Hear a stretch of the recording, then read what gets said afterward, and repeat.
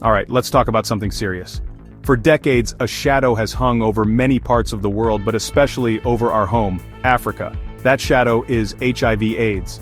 Many of us remember a time when the diagnosis was a death sentence, a source of immense fear and stigma that tore families and communities apart.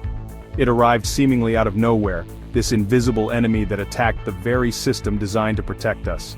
The confusion and devastation it caused were profound, leaving a scar on the collective memory of a generation. People were desperate for answers, for any explanation that could make sense of such a widespread tragedy that seemed to defy all logic. In this climate of fear and uncertainty, a dark story began to circulate, a whisper that grew into a roar. The story was that HIV wasn't a natural disease, it was man-made. This wasn't some random accident of nature, the theory went, but a calculated act of evil. Some claimed it was a biological weapon engineered in a secret laboratory by powerful Western nations. The goal? To control populations, specifically to target black people and weaken the African continent. This narrative was compelling because it played on real historical injustices. Africa has a long and painful history with colonialism and exploitation, so the idea of a hidden sinister plot didn't seem so far-fetched to many. This conspiracy theory gained a lot of traction. It wasn't just shared in hushed tones, it was discussed openly, becoming a powerful and persistent alternative to the official scientific explanation. The belief was that powerful institutions, the same ones that had historically oppressed or ignored African people, were now using disease as a tool for a new kind of imperialism. Think about it. If you've been let down by global powers before, it becomes easier to believe they are capable of the worst. This narrative provided a clear villain, a target for the anger and grief that so many people felt, making it a much simpler, if more terrifying explanation than the complexities of virology. The scary part is that this belief wasn't just an abstract idea, it had real-world consequences. It created deep mistrust towards doctors, scientists, and public health organizations. People who believed the virus was a weapon were less likely to get tested, less likely to trust the medicine offered, and more likely to reject public health advice. This suspicion became a major barrier in the fight against the epidemic. It's a classic case where the story you believe can be just as dangerous as the virus itself, because it stops you from taking the very steps that could save your life and the lives of those you love. So, if HIV wasn't cooked up in a lab, where did it actually come from? The real story, pieced together by scientists over decades, is less like a spy movie and more like a nature documentary. The evidence points overwhelmingly to a natural origin. The story begins not with humans, but with our primate cousins, chimpanzees and other monkeys in Central and West Africa. For a very long time, these animals have carried their own version of the virus called simian immunodeficiency virus, or SIV. For them, SIV is often a relatively harmless infection that their bodies have adapted to over thousands of years. It was just a part of their biology, unnoticed by the wider world. The jump from animal to human is what scientists call a zoonotic spillover. This isn't a rare or new phenomenon, it's how we got measles, influenza, and even the recent coronavirus. In the case of HIV, it's believed the virus crossed into humans through the hunting and butchering of chimpanzees for bushmeat. When hunters came into contact with infected animal blood through cuts or wounds, the SIV virus found a new home in a human body. This likely happened not just once but multiple times in the early 20th century, around the 1920s. In its new human host, the virus began to mutate and adapt, eventually evolving into the virus we now know as HIV. This wasn't some grand orchestrated event. It was a series of small, isolated incidents that went unnoticed for decades.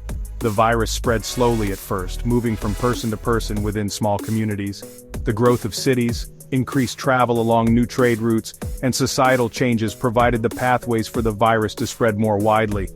It wasn't until the 1980s, when a mysterious immune-destroying illness began appearing in hospitals in America, Europe, and Africa, that the world finally became aware of the pandemic that had been silently growing for over half a century. Scientists then worked backwards like detectives, using genetic sequencing to trace the virus's family tree back to its SIV roots in primates. In fact, the very things that conspiracy theorists point to as suspicious are what scientists are now studying to defeat the virus. Recent discoveries, like one from May 2025, show HIV has a secret weapon. Not a man-made one, but a natural one. It produces tiny molecules called circular RNAs that act like sponges, soaking up our body's defense mechanisms. Understanding these natural tricks is the key to finding a cure. This is where the real work is happening, not in creating weapons, but in disarming a clever virus that nature, not a government, created. The science is clear and has been confirmed globally. HIV is a product of nature's complex web, not human malice.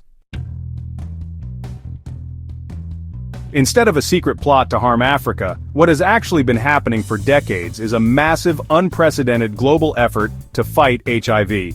Organizations like the UN, the World Health Organization, and initiatives like the President's Emergency Plan for AIDS Relief, PEPFAR, have channeled billions of dollars and immense resources into providing treatment and prevention.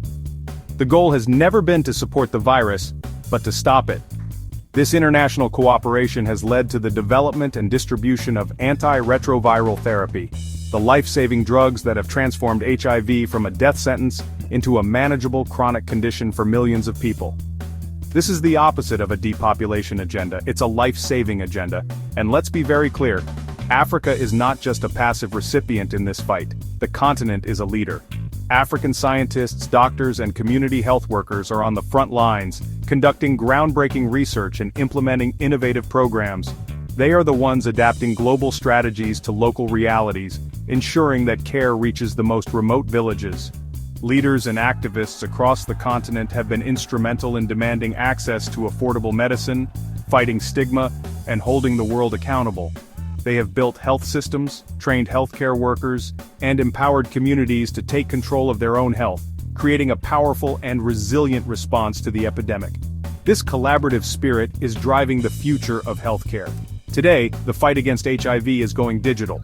Health experts are using AI and mobile technology to improve access to information, track outbreaks, and connect people to care more efficiently.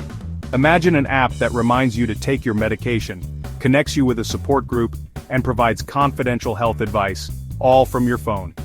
These are not tools of control, they are tools of empowerment, designed to reduce inequality and ensure that everyone, no matter where they live, has a chance to live a long and healthy life. This is the real global agenda, using technology to build a healthier world for all.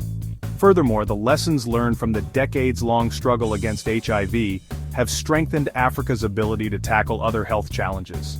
The networks, laboratories, and expertise built to combat HIV were crucial in responding to outbreaks like Ebola and COVID-19.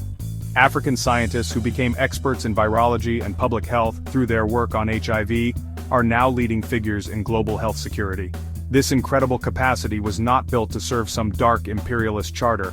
It was built by Africans, for Africans, with the support of global partners to save lives and forge a stronger, healthier future for the continent.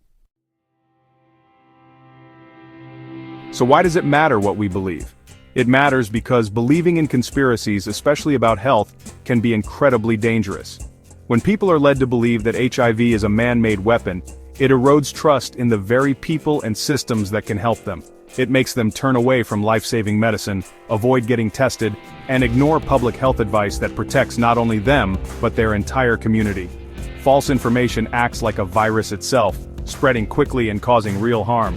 It preys on our fears and historical wounds, but it offers no real solutions.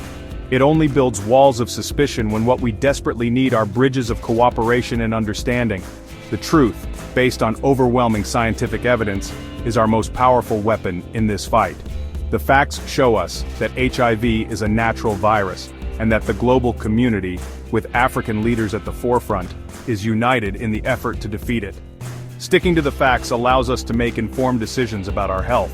It empowers us to demand real solutions like better access to treatment, more funding for research, and an end to the stigma that still surrounds the virus. Fear paralyzes us, but facts give us a clear path forward.